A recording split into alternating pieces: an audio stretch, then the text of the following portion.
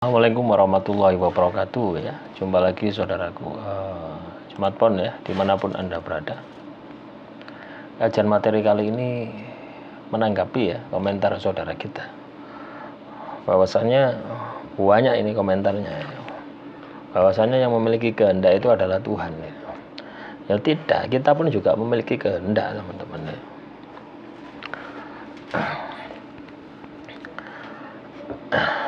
Ya.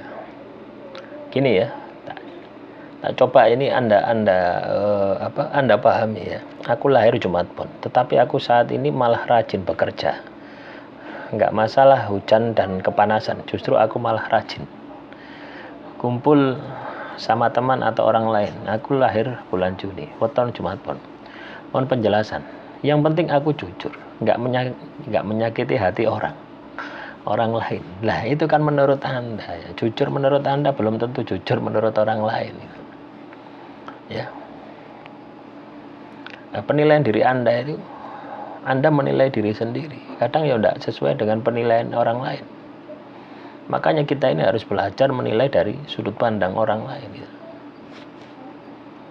Ya, kalau kita berpikir bahwasanya kita ini katakanlah jujur ya, kita ini bagus jujur, itu kan menurut kita, tapi belum tentu menurut orang lain. Nah, jadi jujur itu jangan keluar dari mulut Anda ya, tapi harus terlihat, harus bisa dilihat dari sudut pandang orang lain ya. Ini ya, entah orang lain mau bilang apa, itu hak mereka loh. Ini kan ya sudah bertentangan ya. Dari redaksi komentarnya antara yang satu dan yang lain itu tidak konsisten. Kebohongan ini bisa dibaca loh ya dari komentar itu ya. Kalau Anda sekolah psikologis itu akan mampu membaca ini ya. Di dalam komentar itu ada kebohongan, itu akan kebaca ya. Dalam sebuah kalimat, antara kalimat ke-1, kedua, ketiga, keempat ya. Dalam sebuah kalimat ini kan tersusun dari berbagai kata. Kalimat 1 ya menjelaskan kalimat kedua, kalimat kedua menjelaskan kalimat ketiga, dan seterusnya. Artinya saling melengkapi. Ketika kalimat itu tidak saling melengkapi, artinya saling bertentangan. Di situ muncul kebohongan. Artinya apa? Antara mulut Anda, tindakan Anda, hati Anda sudah tidak sinkron. Nah itu. Aku cuma percaya bahwa Tuhan Maha Benar. Ya, sudah tidak perlu dijelaskan kalau Tuhan itu Maha Benar, tidak usah dijelaskan. Karena hidup ini adalah ujian. Ya.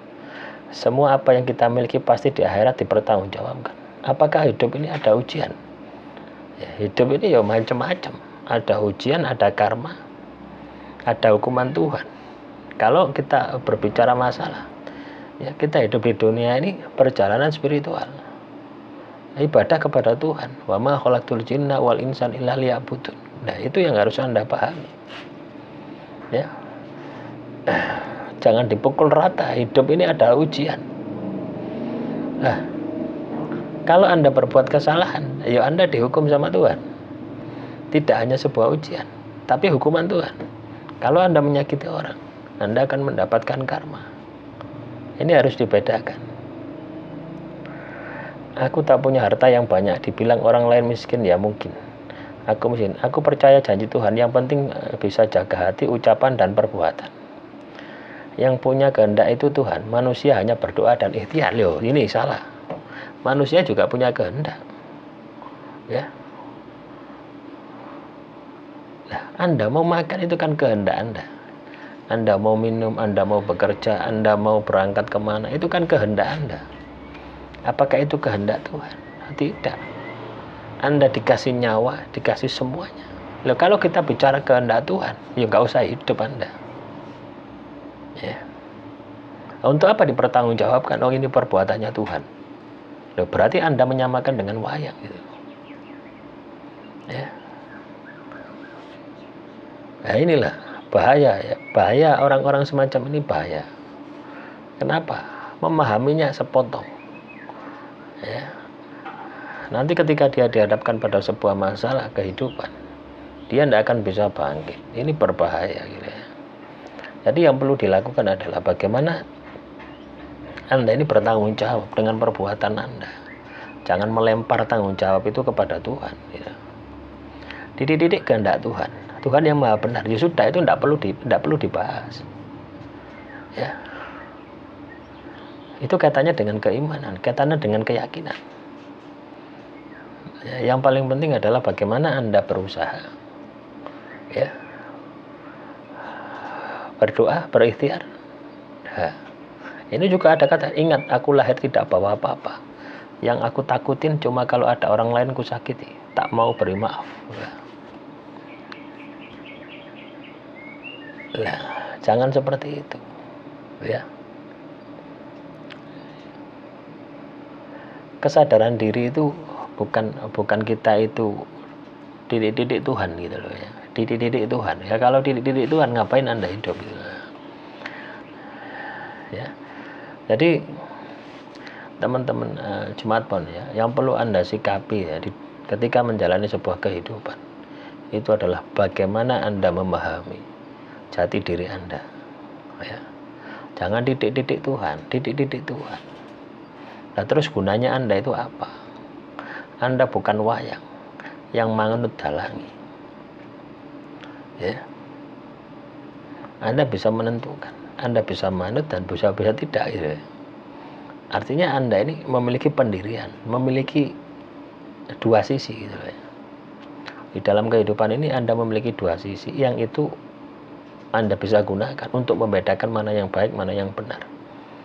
Basicnya, dasarnya adalah aturan. Ya. Nah, kalau didik kehendak Tuhan, nah, Tuhan berkehendak, ya, Anda salah jalan terus.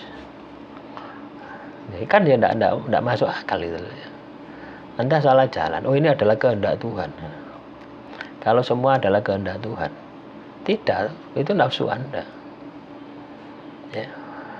Jadi bahaya ya ketika kita ini dikit-dikit kehendak Tuhan. Dikit-dikit kehendak Tuhan itu sangat berbahaya sekali.